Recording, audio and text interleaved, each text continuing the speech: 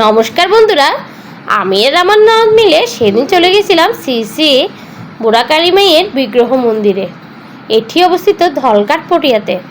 প্রবেশ করার সাথে সাথে আমি কিছুটা ভিডিও করে নিলাম। যারা যারা আসেনি তারা অবশ্যই চলে আসিও। মা কিন্তু খুব জাগ্রত, মা কিন্তু সবার মনস্কামনা পূরণ করে দেয়। সেদিন কিন্তু প্রচণ্ড গরম পড়েছিল, কিন্তু মায়ের মন্দিরে গিয়ে মনটা ভরে গেছে। এদিকে আমার মেয়ে ঠান্ডা পানি খাচ্ছে, ওর নাকি তৃষ্ণা লেগেছিল। ও আরেকটা কথা, এখানে বসার জন্য খুব সুন্দর একটা জায়গাও রয়েছে।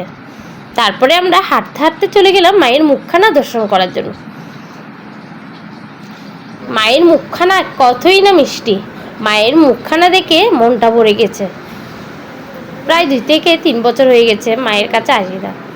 আজকে মায়ের কাছে এসে মনটা খুব ভালো লাগলো। মায়ের মুখখানা দর্শন করে আমি আর আমার ননদ বসে পড়লাম মায়ের মন্দিরে, কারণ ব্রাহ্মণ পূজা করা শুরু করে দিয়েছে। তাই তারপর আমরা প্রার্থনা করতে বসে পড়লাম মন্দিরে।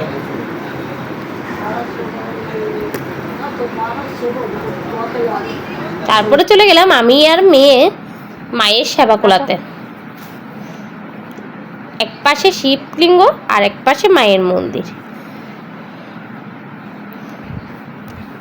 আমার মেয়ে মায়ের কাছে কি চাচ্ছিল জানি না, অনেকক্ষণ ধরে প্রার্থনা করছিল।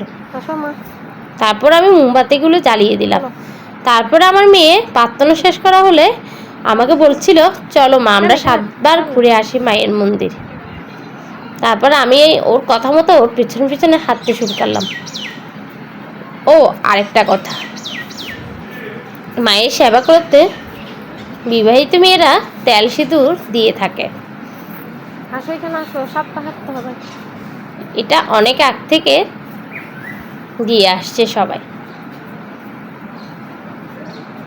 আর এখানে যতগুলো গিট দেখছেন এগুলো সবাই বেঁধে গিয়েছে, কারণ যার যার মনস্কামনা পূরণ করার জন্য এখানে গিট বেঁধে দিয়েছে। এখানে নাকি গিট বাঁধলে মনস্কামনা পূরণ হয়ে যায়, তাই আমি গিট বেঁধে দিয়েছি, যেন আমার মনস্কামনা পূরণ হলে আবার এসে গিটটা খুলে দিতে পারি।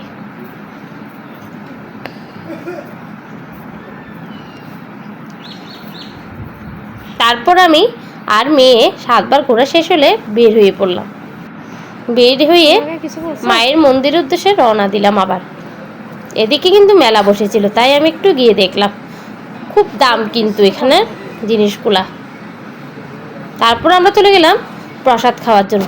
খুব অমৃত প্রসাদ। প্রসাদ কার কার ভালো লাগে অবশ্যই কমেন্ট করে দেবো। আমার তো প্রচণ্ড ভালো লাগে। কেমন লাগলো ভিডিওটি অবশ্যই কমেন্ট করে জানাবা। ভালো লাগলে লাইক কমেন্ট একটা শেয়ার করে দিও।